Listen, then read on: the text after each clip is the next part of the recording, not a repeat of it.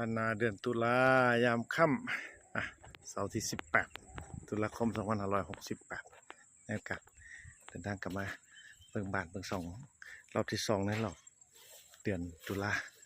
โอ้ยัง6คือเก่าเลยต้องค่อนคำตัดหญ้าใช่ไหม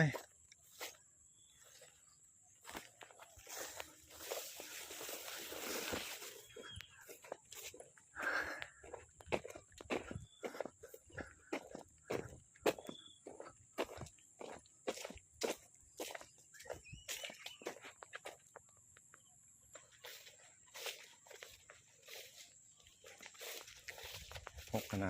าด